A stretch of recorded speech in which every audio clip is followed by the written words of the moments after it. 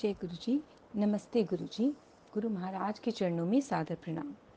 संगत जी, गुरु महाराज की असीम कृपा से हम उनके दिव्य ग्रंथ लाइट ऑफ डिविनिटी के हिंदी रूपांतरित ग्रंथ दिव्य आभा का पठन कर रहे हैं। इस पठन को आगे बढ़ाते हुए आज जो सत्संग हम पढ़ने वाले हैं उसका शीर्षक है गुरुजी संग चमत्कारी वर्ष। नवंबर 1984 में गुरुजी के संपर्क में आने के पश्चात मैं अपने आप को अति सौभाग्यशाली मानता हूँ। इस अंतराल में अब तक अनेक बार मुझे और मेरे मित्रों व परिजनों को गुरुजी का आशीष मिला है। मैं उनमें से कुछ संस्मरणों का विवरण यहाँ पर कर रहा हूँ। गुरुजी को जब मैं पहली बार मिला तो एक स्कूटर दुर्घटना में मेरी पत्नी के बाएं कंधे का अस्थिबंध टूट गया था। पता चला कि चंडीगढ़ में एक महापुरुष रह रहे हैं जिनके पास पीजीआई जैसे विख्यात संस्थान के चिकित्सक अपने असाध्य रोगियों को भेजते रहते हैं। हम उनके पास पहुंचे। उस समय से अब तक का 22 वर्ष का समय हमने उन महापुरुष के चरणों में बिताया है। जब हम उनके पास प्रातः 4 बजे पहुंचे तो उन्होंने मेरा हाथ अपने हाथों में ले लिया। मुझे ऐसा प्रतीत हुआ कि मेरे शरीर में अमृत प्रवाह हो रहा है। गुरुजी ने मुझे बताया कि मैंने एक मुखी रुद्राक्ष धारण किया हुआ है। उन्होंने ये भी कहा कि उस पर एक शिवलिंग बना हुआ है, जिसका मैंने विरोध किया। उनके कहने पर मैंने उन्हें वह रुद्राक्ष दिखाया। उन्होंने रुद्राक्ष अपने हाथ में लेकर उसे गंभीरता से देखने की मुद्रा बनाई और फिर मुझे उस पर शिवलिंग देखने को कहा। वास्तव में वहाँ एक शिवलिंग था जो उस पर आज तक है। मेरे लिए रुद्राक्ष उपचार। 2 वर्ष से मैं आंत्रशूल से पीड़ित था। इसमें बहुत दस्त होते हैं। गुरुजी ने मुझे पीने के लिए अमृत दिया और फिर घर जाने को कहा। उस दिन मैं अपने कार्यालय नहीं जा सका क्योंकि उस दिन मुझे 24 बार शौच जाना पड़ा। शाम को जब गुरुजी ने फ़ोन करके मेरे स्वास्थ्य के बारे में पूछा तो मैंने उनको बताया कि मेरी स्थिति अत्यंत असहनीय है। उन्होंने इसका प्रतिकूल दृष्टिकोण लेते हुए कहा कि ये अच्छे चिन्ह हैं, रोग शरीर से बाहर निकल रहा है। अगले दिन प्रातः मुझे लगा कि मैं स्वस्थ हूँ और यह मैंने गुरुजी को बताया। उन्होंने कहा कि रोग अभी शेष है, वह अगले दिन ही ठीक होगा और अपने पास बुलाया। अब मैं उनके पास पहुंचा तो उन्होंने अपने रुद्राक्ष और एक चम्मच से मेरी नाभि को छुआ। छूते ही ऐसा प्रतीत हुआ कि मुझे बिजली का तीव्र झटका लगा हो और मैं गिर गया। उन्होंने मुस्कुराकर कहा कि अब रोग से मुक्ति हुई है। उस बिजली के झटके के बाद वह रोग मुझे आज तक नहीं हुआ है। मेरी पत्नी की चिकित्सा हुई। मेरी पत्नी बबली का उपचार करने के लिए गुरुजी एक शनिवार की संध्या को हमारे घर पहुंचे। उनके निर्देशानुसार साबुत उड़द की दाल की 3 रोटियां बनाई गईं। आधी रोटी को शौचालय में डालकर जल प्रवाहित कर दिया गया। शेष 2.5 रोटियों को उन्होंने बबली के कंधे पर रखकर कुछ उच्चारण किया और मेरे हाथ में देकर बोले कि यह काले कुत्ते को खिला दो। मैं भौचक्का था। रात के 9 बजे एक साफ स्वच्छ छावनी क्षेत्र में आवारा कुत्ता, वे भी काला, मिल पाना अति कठिन है। मैंने अपनी शंका गुरुजी को बताई। गुरुजी ने अपने शांत स्वर में मुझे नीचे बाहर जाने को कहा। मैं अचंभित हुआ जब नीचे जीने में ही मुझे एक काला कुत्ता मिल गया। उसी समय बबली का रोग भी समाप्त हो गया। एक दिन जब गुरुजी हमारे घर आए तो घर पर अनेक अतिथि थे। मेरी पत्नी ने बीच में एक बादाम का कटोरा रखा हुआ था। अचानक गुरुजी ने अपनी मुट्ठी भर बादाम उठाए और सब अतिथियों को लो, अखरोट खाओ, पिस्ता खाओ, किशमिश खाओ कहते हुए बांट दिए। विस्मय की बात यह थी कि जिन फलों का वे नाम ले रहे थे, बादाम उन्हीं में परिवर्तित हो गए थे। अक्षमता का निदान। मेरे एक जवान नायक आनंदन को बाधा दौड़ में पीठ पर गहरी चोट लग गई थी। जवान का उपचार तो हुआ पर उस चोट के कारण वह सेना के सब कार्य करने में अक्षम हो गया था। उसे सैन्य सेवा से निवृत्त कर घर भेजा जा रहा था। मैंने उसे प्रातः 4 बजे गुरुजी के पास ले गया और उससे उन्हें स्वस्थ करने के लिए प्रार्थना करी। गुरुजी ने मुझसे प्रश्न किया कि यदि उन्होंने उसे रोग मुक्त किया तो उसके कर्म कौन समाप्त करेगा और इस अवस्था में वह अगले जन्म में विकलांग रूप में जन्म लेगा। मैं विस्मित अवश्य था, पर मैंने गुरुजी से प्रार्थना करी कि वह अपने तप से उसके कर्म नष्ट कर दें। गुरुजी मुस्कुराए और उन्होंने आनंदन को लेटने को कहा। फिर उन्होंने उसे छूकर एक अति भयानक मुद्रा बना ली, जैसे वे किसी को डांट फटकार रहे हैं। नीचे लेटा हुआ आनंदन बच्चे की भांति धीरे धीरे सिसक कर रो रहा था और मैं आश्चर्यचकित था। फिर उन्होंने आनंदन को उठकर अपने शरीर से सब पट्टियां उतारने को कहा। उन्होंने ये भी कहा कि उसे स्वस्थ होने में समय लगेगा और तीसरे दिन उसे पुनः लेकर आऊं। अगले दिन प्रातः जब मैं पीटी के लिए जा रहा था तो मैंने आनंदन को अपनी बैरक के बाहर दंड लगाते हुए देखा। वैसे वह अपना शक्ति प्रदर्शन कर रहा हो। मैंने उसे रुकने के लिए कहा तो वह बोला अब उसे कोई दर्द नहीं है और लग रहा है कि वह रोग मुक्त हो गया है। मैंने उसे गुरुजी के अगले दर्शन तक ये बातें गोपनीय रखने के लिए कहा। तीसरे दिन जब हम गुरुजी के पास गए तो उन्होंने मुझे अपने पास बुलाया और आनंदन की ओर उंगली करते हुए कहा कि वह शनि के प्रकोप से बाहर आया है। आनंदन का रंग साफ हो गया था और उसका वजन 13 से 14 किलो घट गया था। गुरुजी ने फिर आनंदन से प्रश्न किया कि उनके छूने के बाद क्या हुआ। आनंदन ने बताया कि तब से वह सोया नहीं है। गुरुजी ने तुरंत एक चाय के चम्मच से उसकी बाल्य ग्रंथि को छुआ। फिर मुझे कुछ निर्देश दिया कि आनंद को बैरक में पहुंचाकर उसे सोने दूं। गुरुजी के स्थान से बाहर निकलते ही उसका सर मेरे कंधे पर टिका और वह सो गया। वाहन चालक की सहायता से हम उसे बैरक तक लेकर आए और उसे बिस्तर पर लिटा दिया। आनंदन 3 दिन तक सोता रहा और पूर्णतः रोग मुक्त हो गया। तदुपरांत चिकित्सकों ने जब उसके परीक्षण किए तो उसे स्वस्थ देखकर वे आश्चर्यचकित रह गए। अब उनके पास उसे सब सैन्य सेवाओं के लिए योग्य घोषित करने के अतिरिक्त कोई और विकल्प नहीं था। मृत पत्नी से संपर्क। Colonel D.R. चौधरी विदुर थे और चंडी मंदिर में हमारे घर के सामने रहते थे। एक दिन गुरुजी उनके घर आए और एक चित्र को देखकर उसके बारे में पूछा। कर्नल चौधरी ने कहा कि वह उनकी मृत पत्नी का है, जिसे भाग्य ने उनसे सदा सदा के लिए दूर कर दिया है। गुरुजी बोले कि वह तो यहीं पर है और क्या वह ये देखना चाहेंगे। हम अचमंजस में थे। फिर उन्होंने अपना एक हाथ उठाया और हिलाया। अचानक वह चित्र हिलने लगा। फिर वह मेज़ जिस पर चित्र रखा हुआ था, उसके बाद एक एक करके उस कमरे की सब वस्तुएं, अलमारी, बिस्तर, सब कुछ, केवल भूमि को छोड़कर। फिर धीरे धीरे सब शांत हो गया। गुरुजी पुनः बोले कि वह उन्हें और अपने पुत्र को छोड़कर कहीं नहीं जा सकती। वे तो इधर ही हैं। उसे मारने की आवश्यकता नहीं है। एक शाम को गुरुजी हमारे घर पर आए थे। उस संगत में आसपास के कई लोग भी आए हुए थे।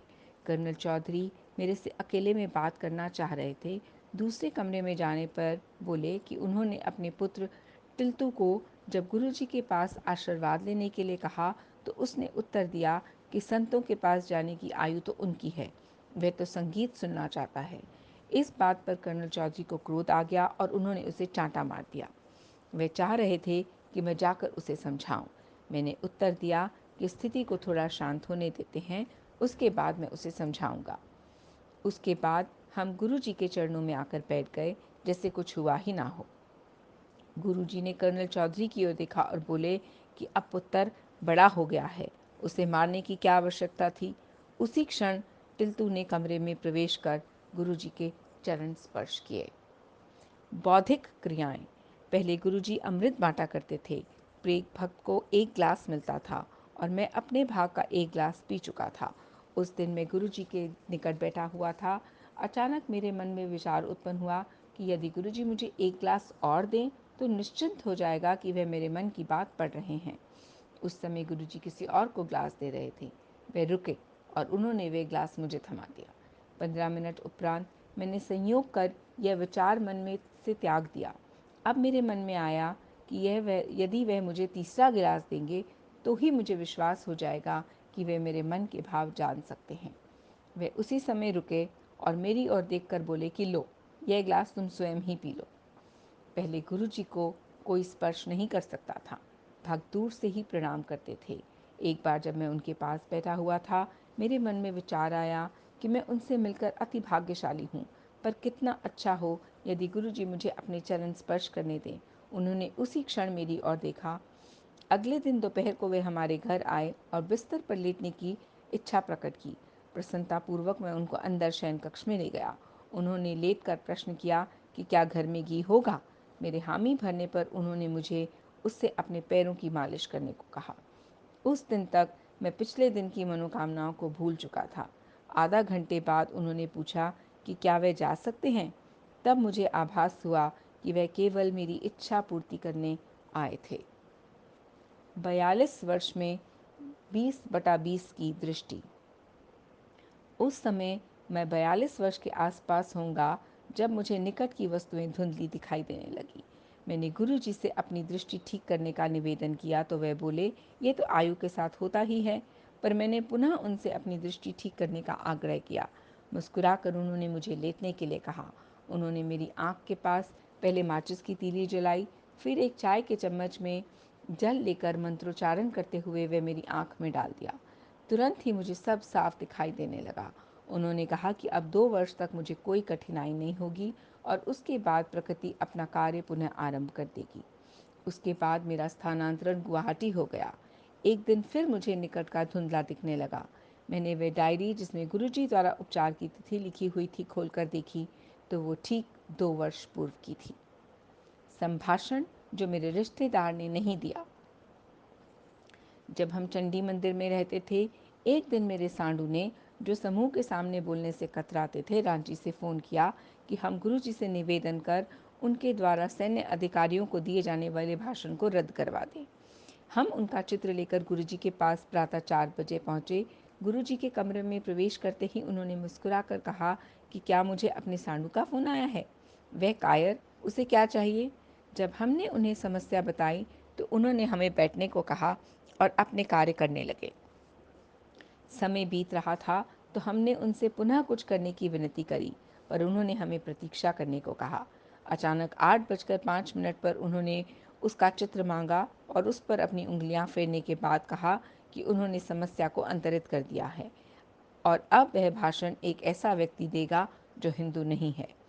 उस शाम को मेरे साड़ू ने फ़ोन पर बताया कि संभाषण अब एक मुस्लिम अधिकारी देगा। जब हमने उनसे पूछा कि यह निर्णय कब लिया गया, उन्होंने कहा प्रातः 8:05 पर। उपचार, नज़ले के असामान्य रोगों का। मेरा सेवादार छुट्टी गया था। मुझे एक अन्य सेवादार मिला जिसका यौन परिवर्तन आरंभ हो चुका था। मेरे सूबेदार मेजर और मैं दोनों चिंतित थे। अब ये कैसे सेना में कार्यरत रहेगा और जवानों की बैरक में कैसे रहेगा। एक दिन जब गुरुजी मेरे पास आए तो मैंने इस लड़के को ठीक करने के लिए विनती करी। गुरुजी ने प्रश्न किया कि मैं कहाँ से ऐसे रोगी लेकर आता हूँ। मैंने उत्तर दिया कि गुरुजी ये तो उसका भाग्य है और उसे ठीक होना है, इसीलिए वह मेरे पास है। गुरुजी ने उसकी पीठ पर एक चम्मच रखा और वो ठीक हो गया। एक दिन मुझे ज्वर हो रहा था और मैं धूप में लेटा हुआ था। अचानक दोपहर को 3 बजे गुरुजी हमारे घर आए और उन्होंने मेरे स्वास्थ्य के बारे में प्रश्न किया। मुझे सर दर्द, ज्वर और मुंह में गंदा स्वाद था, साथ में नाक भी बह रहा था। उन्होंने मेरी पत्नी को एक डॉक्टर को बुलाने को कहा। तुरंत कर्नल चौधरी ताप नापने का यंत्र, थर्मामीटर लेकर आ गए। उन्होंने मेरा ताप 103 डिग्री नापा। गुरुजी के प्रश्न करने पर उन्हें बताया कि औषधियों से मैं 48 घंटे में ठीक हो सकता हूँ, अन्यथा 3 दिन लगेंगे। गुरुजी ने मेरी पत्नी को एक चम्मच थोड़ा सा नमक और जल लाने को कहा। उन्होंने उस चम्मच में थोड़ा सा नमक और जल मिलाया और कुछ मंत्रोच्चारण करके मेरी नाक में डाल दिया। मुझे लगा कि मेरे अंदर का सब कुछ बाहर निकल जाएगा। मैं बाथरूम भागा और मेरी नाक से बहुत सारा तरल निकला। मैंने अपना मुंह धोकर आधा मिनट के बाहर आया। गुरुजी ने डॉक्टर को पुनः मेरा ताप नापने को कहा। वह 97.5 डिग्रीज था। गुरुजी ने पूछा कि अब मुझे कोई बहती नाक, सर दर्द या मुंह में गंदा स्वाद है। अब तो मेरा उपचार हो गया था, अतः मैंने नकारात्मक उत्तर दिया। गुलाब से स्पर्श। जनवरी 1985 के मध्य में गुरुजी ने कहा कि वे मेरी पत्नी बबली के जन्मदिन 25 जनवरी की शाम को हमारे घर आएंगे। उस दिन हमारे घर पर अनेक अतिथि आए। कुछ महिलाएं अपनी शॉल गुरुजी को सुगंधित करने के लिए दे रही थीं। गुरुजी उनको एक बार पहनकर कह रहे थे कि ये 1 सप्ताह तक सुगंधित रहेगा, ये 15 दिन, ये 1 मास, आदि आदि। मैंने उनको एक फौजी कंबल देकर पूछा कि यह कितने दिन सुगंधित रहेगा। गुरुजी ने मुस्कुराकर उत्तर दिया, 1 वर्ष, और वैसा ही हुआ। देहरादून में गुरु कृपा। मैं देहरादून में था और पिछले 3 वर्ष से गुरुजी से कोई संपर्क नहीं था। अचानक एक रात को मेरे कान में अत्यधिक दर्द हुआ और मेरे कान के पर्दे फट गए। अगले दिन प्रातः जब मैं कर्ण, नासिका और कंठ विशेषज्ञ के पास गया तो परीक्षण करके उन्होंने कहा कि मेरे दोनों कान क्षतिग्रस्त हो चुके हैं। क्योंकि मैं सुन नहीं सकता था, उन्होंने यह मुझे लिख कर बताया।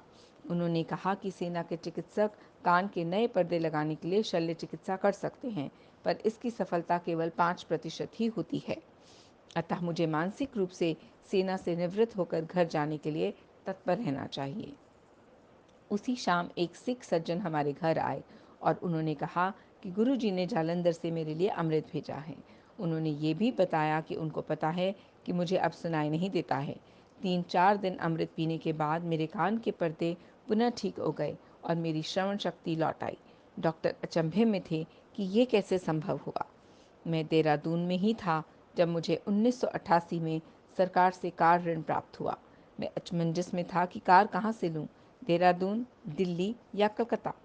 एक दिन मुझे दिल्ली से कर्नल, जो अब ब्रिगेडियर हैं, चौधरी का फ़ोन आया कि गुरुजी तूफान की भांति उनके कार्यालय में आए थे और उन्होंने कहा कि चैटर्जी देहरादून में है और कार लेने के बारे में चिंतित है। उसको बोलो कि कार उसके लिए चंडीगढ़ में प्रतीक्षा कर रही है। इतना कहकर वे बाहर निकल गए। ब्रिगेडियर चौधरी उनके पीछे भागे, पर बाहर लंबे बरामदे में गुरुजी कहीं नहीं थे। यह सोचकर कि गुरुजी संभवतः दिल्ली आए होंगे और वे उनके दर्शन कर सकें, उन्होंने जालंधर में गुरुजी के निवास पर फ़ोन किया। उत्तर देने वाले सज्जन ने कहा कि गुरुजी कहीं नहीं गए और वो तो उनके सामने बैठकर मुस्कुरा रहे हैं। मैंने चंडीगढ़ से कार ली और 2006 में बिकने तक वह बहुत अच्छी तरह चली। 13 वर्ष के अंतराल के बाद गुरुजी के दर्शन। सेना से सेवानिवृत्त होकर 1998 में मैं अहमदाबाद में था। पिछले 13 वर्षों से गुरुजी के साथ कोई संपर्क नहीं रहा था। जून 1998 में मुझे अनिद्रा रोग ने घेर लिया। मेरी पत्नी ने परामर्श दिया कि गुरुजी को ढूंढकर मैं उनकी शरण में जाऊं। काफ़ी पूछताछ के बाद पता चला कि गुरुजी चंडीगढ़ से जालंधर, जालंधर से पंचकुला और वहां से दिल्ली चले गए। मुझे उनका दिल्ली का पता मिल गया। हमारे पड़ोसी श्री कृत भाई भी गुरुजी से मिलने के लिए उत्सुक थे। अतः हम दोनों ने 10 जुलाई की राजधानी एक्सप्रेस में 2 बर्थ आरक्षित करा ली। 9 जुलाई को मैं दिल्ली में गुरुजी के निवास पर हमारे आने का समाचार देने के लिए फ़ोन किया। फ़ोन का उत्तर देने वाले सज्जन ने पूछा कि क्या मैं अहमदाबाद से कर्नल चैटर्जी बोल रहा हूँ। मेरी हामी भरने पर उन्होंने बताया कि आज गुरु पूर्णिमा के कारण गुरुजी पाठ में हैं, पर उन्होंने बताया था कि शाम को 7 बजे मैं अहमदाबाद से फ़ोन करूँगा। गुरुजी को मेरे आने के बारे में ज्ञान था और उन्होंने मुझे 11 जुलाई को शाम 6 बजे आने को कहा। स्वाभाविक है, कृत भाई अचंभे में थे। दिल्ली जाते हुए यह जानकर कि मैं सो नहीं पाऊंगा, मैंने अपने साथ इतिहास की एक मोटी पुस्तक रख ली थी। ये सोचकर गुरुजी तो अपने ही हैं, मैंने 3 बजे उनके पास जाने का निर्णय ले लिया। जब हम 4 बजे सुल्तान पर पहुंचे तो एक अनोखी घटना घटी। हमें एम्पायर स्टेट नहीं मिल पाया। कुछ देर घूमने के पश्चात मुझे समस्या समझ में आ गई। गुरुजी ने हमें 6 बजे आने को कहा था और हम वहाँ 4 बजे ही पहुँच गए थे।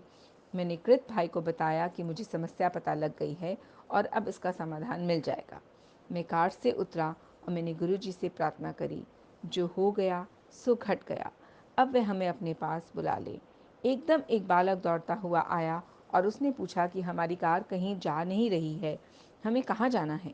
फिर उसने हमें एम्पायर स्टेट का मुख्य द्वार दिखाया। एकदम मुख्य द्वार पर, कैसे दिखाई नहीं दिया। घर पहुंचने पर गुरुजी ने मेरा आलिंगन किया और बोले कि मैं इतने वर्षों के बाद उनके पास आया हूँ, 21 दिन से सोया नहीं हूँ, आज सोऊंगा और लंगर ग्रहण करके जाऊँ।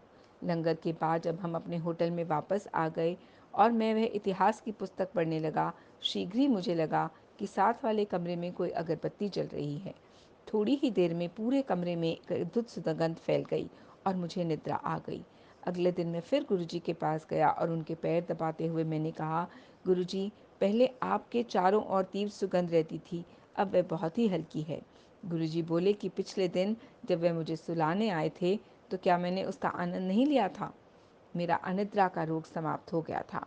उसके बाद नवंबर 1999 में जब मैं अहमदाबाद से उनसे मिलने दिल्ली आया तो उन्होंने कहा कि मैं उनके पास आ जाऊंगा।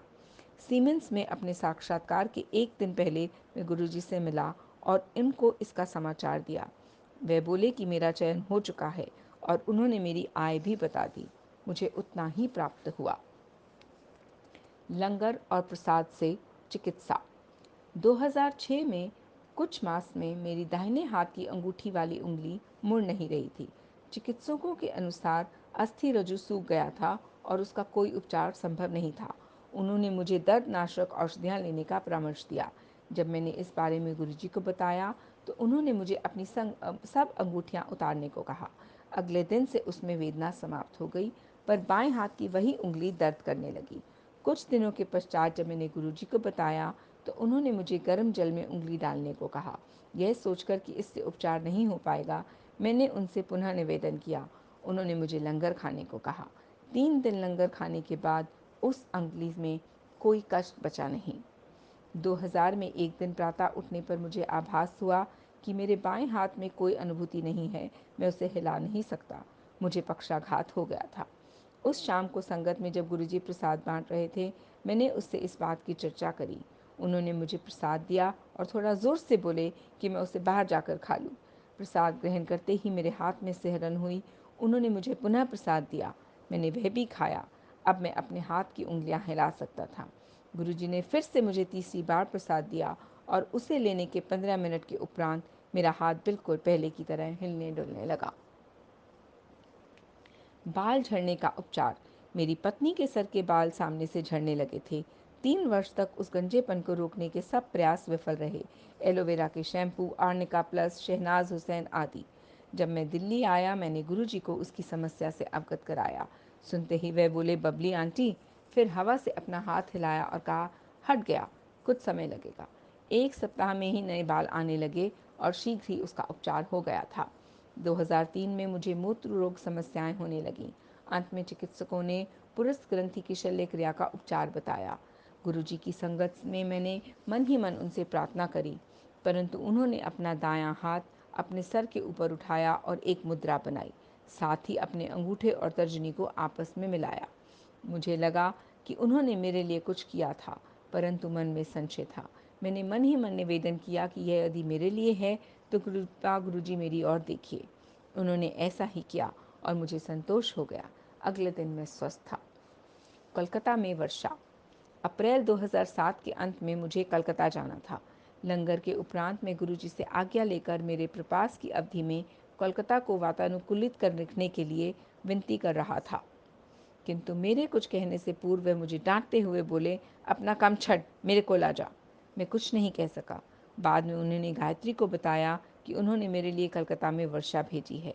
शुक्रवार की शाम को जब मैं राजधानी एक्सप्रेस गाड़ी में चढ़ा और मैंने कलकत्ता में अपने संबंधी को फ़ोन किया और वह बोले कि यहाँ पर मूसलाधार वर्षा हो रही है। मैं कलकत्ता 9 दिन रहा और उस अवधि में या तो बादल छाए रहे या वर्षा होती रही। दिल्ली वापस आने पर गुरुजी ने मुस्कुराकर मुझसे प्रश्न किया, कलकत्ते में सीगा? मैंने उत्तर दिया, आपने मेरे को इतनी ज़ोर से डांट दिया कि मैं आपको बोल नहीं पाया था, लेकिन आपने दया करके मेरे मन की बात सुन ली। वे बोले, जा ऐश कर। दिव्य उपचार। एक बार चंडीगढ़ में एक महिला को, जो मुख्यमंत्री की घनिष्ठ संबंधी थी, गुरुजी ने अपना हाथ उठाकर एक कर्णफूल प्रकट करके दिया।